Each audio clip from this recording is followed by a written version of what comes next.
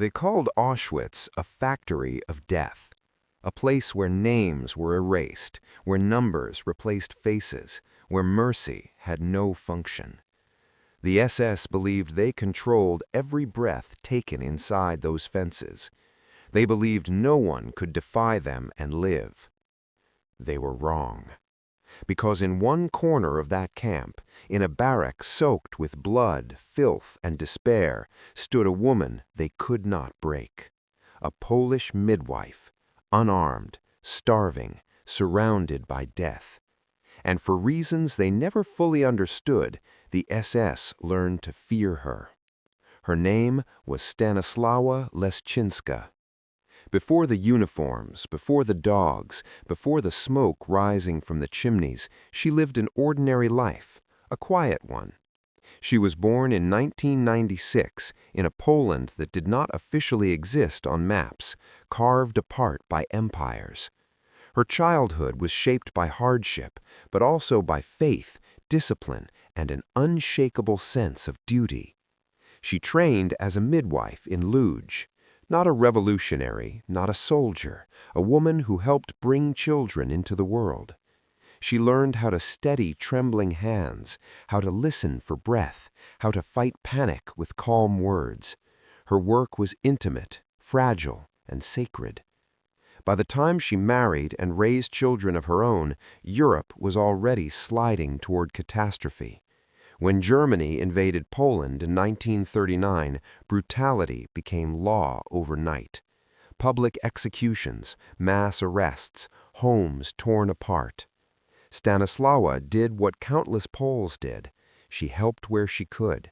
She hid Jews, she forged documents, she passed messages. It was enough. In 1943, the Gestapo came for her. There was no trial, no explanation. She was arrested along with her daughter and thrown into the machinery of the Reich. The cattle car doors slammed shut. The air disappeared. Days blurred together. Screams, prayers, silence. When the doors opened again, the sign greeted them with cruel mockery. Arbeit macht frei. Auschwitz. She was stripped, shaved, numbered. Her name vanished, replaced by digits sewn onto filthy fabric. Her daughter was torn from her. She never knew if she was alive or dead. Stanislawa was assigned to the women's camp. Block after block of skeletal figures, eyes hollow, bodies already half gone. Then the SS discovered her profession: midwife. In Auschwitz, pregnancy was a crime, a defect to be eliminated. Jewish infants were drowned, smashed, or injected with poison moments after birth. Polish infants were usually killed as well, unless they appeared German enough to be stolen and sent for re-education. Childbirth did not mean hope here, it meant terror. The camp already had a system of murder, and into that system walked Stanislawa Leszczynska. She was ordered to assist births under the supervision of SS doctors. She saw immediately what they expected of her: obedience, silence, participation. They expected her to help kill newborns. She refused. Not quietly, not indirectly, she refused outright. She told the SS that as a midwife, she would not harm a child, not under orders, not under threat, not in Auschwitz. This was not defiance that earned applause, it earned death. The SS executed prisoners for far less, a glance held too long, a step out of line. But something strange happened. They did not kill her. They threatened her, they screamed, they humiliated her, they struck her, but they did not execute her. Instead, they forced her to work. Births in Auschwitz took place in conditions designed to kill. No clean water, no bandages, no disinfectant, no privacy. Women gave birth on wooden planks soaked with blood and excrement. Lice crawled across newborn skin. Rats watched from the corners. Stanislawa washed infants in filthy water. She tore strips from her own clothing to wrap them. She whispered prayers into ears that might only hear sound for a few minutes. And something else happened. Not a single child she delivered died during birth. Not one. In a camp designed to exterminate life, her hands preserved it. The SS noticed. Doctors who considered prisoners disposable began to observe her with suspicion. She did not panic. She did not rush. She did not collapse. She worked with a calm that felt unnatural in a place like Auschwitz. She spoke to the mothers. She told them when to breathe. She held their faces, even when those mothers knew what came next. Because after birth came the selection. SS guards arrived. If the child was Jewish, it was usually killed immediately. If it was Polish, sometimes it was drowned, sometimes it was left to starve. Stanislawa watched this over and over again, and each time she did the same thing. She delivered the child, she cleaned it, she baptized it with a drop of water if she could. She treated every birth as sacred, even in hell. This was not passive resistance, it was moral warfare, and it unsettled the SS more than violence ever could. Because she did not scream at them, she did not curse them, she did not beg, she simply did not comply. There is a particular kind of courage that terrifies tyrants, not the kind that shouts, the kind that stands quietly and refuses to move. The SS began to avoid the birthing barrack when she was there. They mocked her faith, they laughed at her rituals, but they did not stop her. They could not understand her.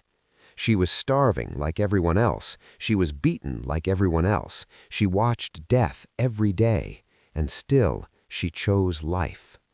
Word spread through the camp among the women. If you are pregnant, pray you are sent to her. If you give birth, pray she is there. Mothers clung to her voice during labor like a lifeline. Some asked her impossible questions. Will my baby live? Will I see my child again? She never lied, but she never surrendered to despair. She told them the truth with dignity. She told them their child mattered, that their suffering was seen. For many, those words were the last kindness they ever heard. The SS feared uprisings, they feared sabotage, they feared escape. But what they truly feared was the collapse of the system they built, a system that depended on dehumanization. And Stanislawa refused to dehumanize anyone, not the mothers, not the infants, not even herself. Her existence was proof that Auschwitz had failed to erase the soul. As transports arrived and chimneys burned day and night, she continued. Hundreds of births, hundreds of infants delivered into a world that did not want them. Each one a silent act of rebellion. Each one a reminder that life could still appear where death ruled. And slowly, quietly, the SS learned something dangerous. They could kill bodies, they could starve flesh, they could terrorize entire nations, but there was one thing they could not control: a woman who refused to surrender her conscience. By the time part one of her story ends, Auschwitz still stands, the chimneys still smoke, the guards still patrol. But inside that camp, fear has shifted, not among the prisoners, among the men who believed they were gods, because somewhere in their kingdom of death, a midwife was still delivering life. The SS never wrote her name in their reports. There was no category for what she represented. She was not an insurgent, not a saboteur, not a spy. She was more dangerous than all of them, because she made Auschwitz human. As the months passed, the war outside the barbed wire began to turn. The thunder of artillery grew closer. Bombers crossed the sky. Rumors moved faster than rations. The SS grew harsher. More executions, less food, shorter tempers. Pregnant women became an inconvenience they no longer wanted to tolerate. Orders shifted. Sometimes newborns were killed immediately. Sometimes they were left to die unattended. Stanislawa never stopped. She worked until her legs shook, until her hands cracked and bled, until fever blurred her vision. She delivered babies while collapsing from hunger. She delivered babies during air raids. She delivered babies knowing most would not survive the day. Still, she delivered them as if they mattered. There is a moment in every system of terror where cruelty becomes routine, where murder stops feeling like an act and becomes a process. That is the moment Stanislawa disrupted, because every birth forced the SS to confront what they were destroying. A crying infant cannot be reduced to a number. A newborn's breath cannot be argued away by ideology.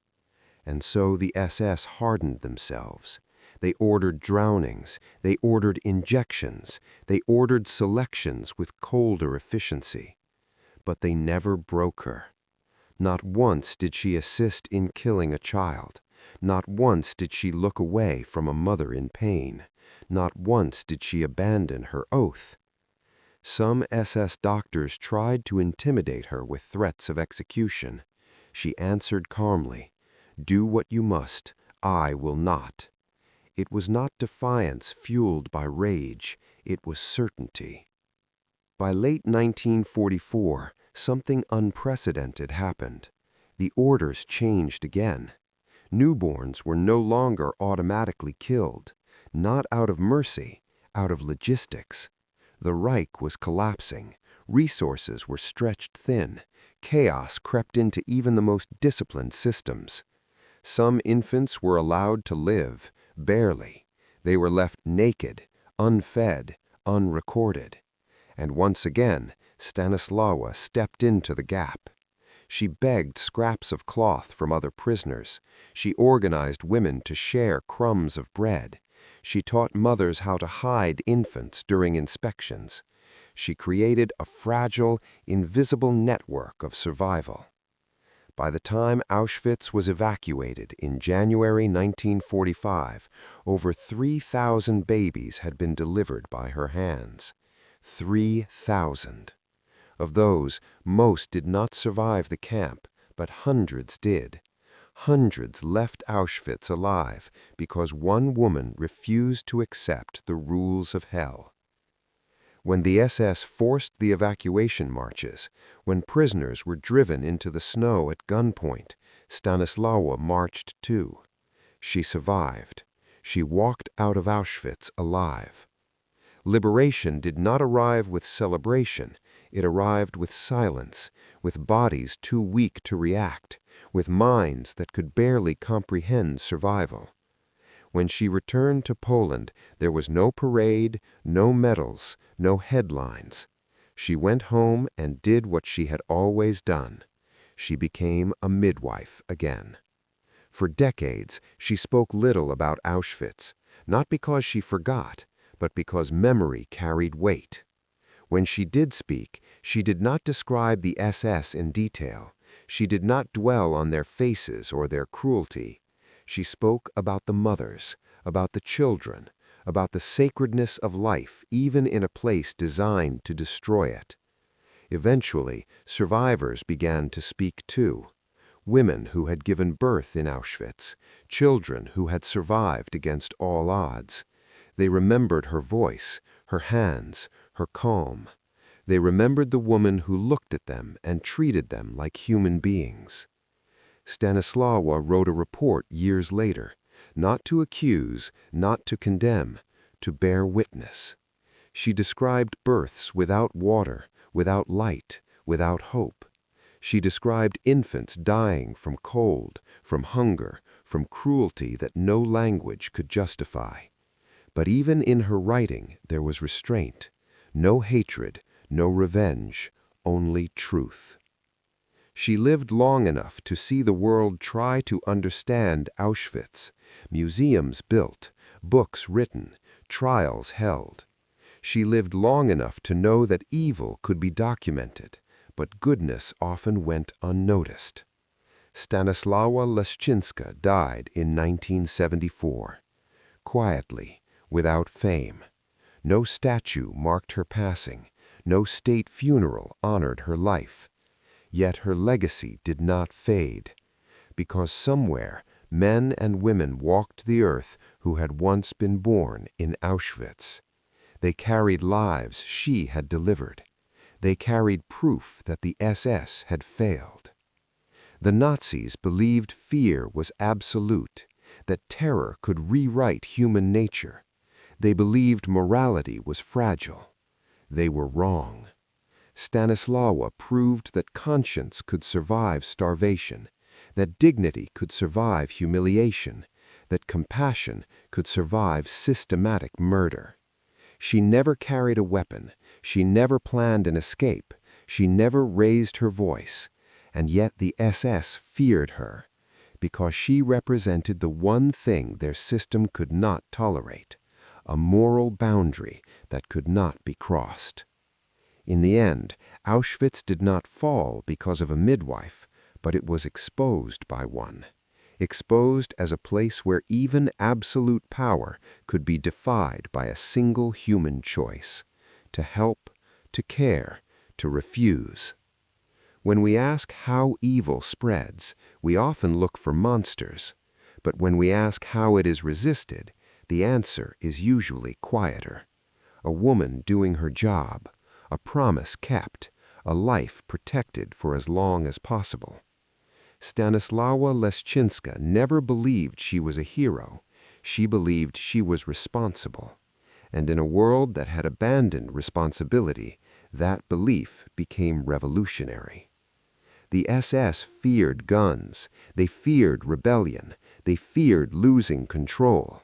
But what they feared most was a woman who could not be made to forget what was right. Because as long as she stood in Auschwitz, life had not surrendered, and neither had humanity.